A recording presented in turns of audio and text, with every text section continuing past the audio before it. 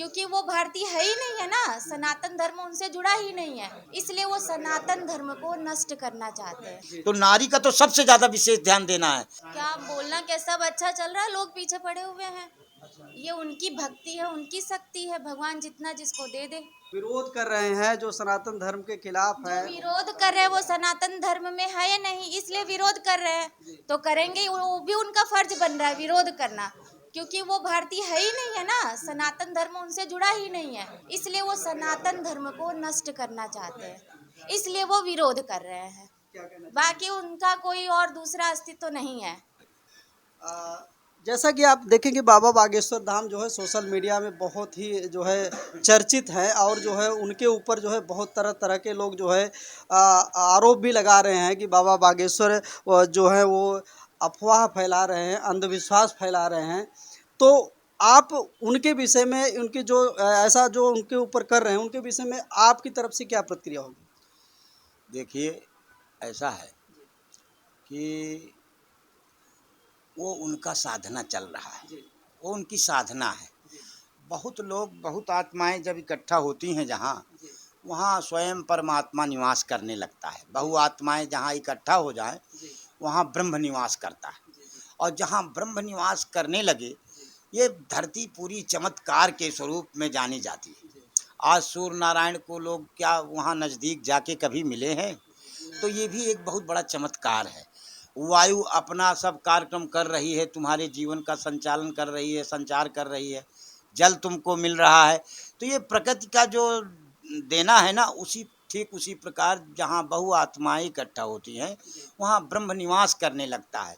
और रही बात उनके भाग्य की, सौभाग्य की, उनका सौभाग्य है धीरेन्द्र शास्त्री का, जो हनुमान जी की कृपा वहाँ उनके ऊपर बरस रही है। तो इसलिए वहाँ अच्छे अच्छे लोग जाते हैं, अच्छा अच्छा काम होता है, और वो भी धर्म का अच्छा सुंदर प्रचार कर रहे हैं। ये तो बड़ी अच्छी बात है, कोई गलत बात तो है नहीं कि हिंदू धर्म में कोई कलंक लग गया है, कि कोई बड़ी बात है कि आज कोई नया बात हो। ये तो सदा से होता चला आया है। श्रृंगी ऋषि वशिष्ठ बुलावा, पुत्र काम शुभ यज्ञ करावा। वशिष्ठ जी भी दशरथ का जो है यज्ञ कर सकते थे, जो है राम जी के जन्म, अभी रामनवमी गई ना, उनके जन्म के विषय की बात कर सकते थे, यज्ञ कर सकते थे। बल्कि उस समय सुंदर कृपा बरस रही थी किसके ऊपर? श्रृंगी ऋषि। तो भगवान वशिष्ठ जी ने कहा कि दशरथ जी, अब मैं तो कर सकता हूँ, बल्कि इस समय बड़े सुंदर ढंग से पुत्रेष्ट यज्ञ में माहिर जाने वाले श्रृंगी ऋषि हैं। वो तो श्रृंगी ऋषि जब यज्ञ करेंगे तो जल्दी उसका फल प्राप्त होगा। श्रृंगी ऋषि बड़े प्रतापी थे, विद्वान थे, सब चीज़ों के जानकार थे। समीप ऋषि के पुत्र थे श्रृंगी ऋषि, है ना। उनके वजह से जो है हर जगह उस समय के वो आचार मान लिए जाएं। जैसे आचारत्व तो भाई इस समय कौन श्रेष्ठ है, तो हम लोग बोलेंगे राम भद्राचार्य जी बड़े विद्वान हैं, हम बोलेंगे अवधेशानंद गिरी जी बड़े विद्वान हैं, महामंडलेश्वर हैं, शंकराचार्य जी बड़े विद्वान हैं। तो उस समय के वो श्रृंगी ऋषि विद्वान थे। सनातन धर्म क्या है? सनातन जो सदा से चला आ रहा है, आज का कल का नहीं, बनाया बैठाया गया नहीं कि किसी ने बैठा दिया, किसी ने लिख दिया कि आज से तुम्हारा ये धर्म बन गया, ऐसा कुछ नहीं। वो सदा से जो चला आ रहा है, पुत्र और पिता, पुत्र और पिता, पिता और पुत्र, जो सनातन सदा से चला आ रहा है, जिसमें सुंदर सुंदर चीज़ें सब बताई गई हैं जो करना चाहिए। कहते हैं ना, विवेक कहते हैं, क्या करना चाहिए क्या नहीं करना चाहिए। इस विषय को जानने के लिए विवेक की आवश्यकता पड़ती है। तो विवेकवान पुरुष लोग रहते थे सतयुग त्रेता द्वापर में, और धीरे धीरे ये कलयुग का प्रताप आया, जहाँ अर्थ धर्म काम मोक्ष के सब व्यवस्था खत्म हुई, और आज भगवान का भजन जो कर रहा है उसको भी परेशानी पड़ने लगी। आज वही धीरेन्द्र शास्त्री की दशा हो रही है। भगवान उसको मान रहे हैं, वहाँ परमात्मा निवास कर रहा है, तो लोगों को ईर्ष्या द्वेष हो रहा है। तो कहीं कोई नेता कह दे रहा है कि ढोल गंवार शूद्र पशु नारी ये सब ताड़। अरे मूर्खों, जो है ये देखने का विषय है, ध्यान रखने का विषय है। लेकिन इस पर जो है उत्तर प्रदेश के जो इस समय वो मौर्य जी हैं, हाँ, उन्होंने जो है इस पर जो है टिप्पणी की, बहुत गलत टिप्पणी। उन्हीं की बात कर रहा हूं मैं, एक बार और चर्चा हो चुकी है मेरे से। विषय ये है कि भाई ढोल, जब तक तुम उसको ढोल को देखोगे नहीं कि ये फूटा है कि टाइट है कि नहीं टाइट है, ढीला तो नहीं है, तब तक बजेगा नहीं। ढोल गंवार, गंवार को मान लिया जाए किसी की बुद्धि कम है तो उसको तुम मार तो डालोगे नहीं, उसको ध्यान में रखो, अच्छे से उससे काम कुछ लो, नहीं हो पाता है मत लो काम, बल्कि उसका ध्यान रखो। बात ध्यान रखने, ताड़न मतलब तड़े रहना, अपने नज़र के सामने रखना, नहीं तो वो ऐसी बात हो जाएगी कि वो एक ट्रक में जा रहा था, एक मिल गया मूर्ख उसको, तो बोले कि भाई मेरे को भी लेते जाओ, वो बड़ा दयालु था तो ले लिया उसको, और जब ले लिया तो वो बार बार गेर को बदल रहा था ड्राइवर, और ड्राइवर चला गया नाश्ता करने, और वो मूर्ख सोचा कि ये तो ड्राइवर उखाड़ रहा था, उससे उखड़ा नहीं, तो तब तक वो उखाड़ करके हिला करके उसको उखाड़ के बाहर कर दिया। वो आया, भाई ये कौन किया? बोले आप उखाड़ रहे थे, आपसे नहीं उखड़ा, मैंने इसलिए उखाड़ दिया। तो इसीलिए मूर्खों का काम, गंवारों का काम, तो गंवारों को ध्यान में रखना पड़ता है, ये सृष्टि है। ताड़न का तो सब आपने बता हाँ, दिया, लेकिन इसमें नारी का भी मैं बता रहा हूँ ना, ढोल गंवार शूद्र पशु नारी, पशु को आप देखेंगे नहीं कहेंगे कि ये मेरा पशु है, और चराने गए, बैठ गए, खेलने लगे अपना ताश, और खेलने लगे, पानी पीने लगे, और चले गए पीते पीते पानी अपने पुनः घर, तो बैल कहाँ, गाय कहाँ जाएगी? वो तो दूसरे घर, वो तो दूसरा कोई ले जाएगा।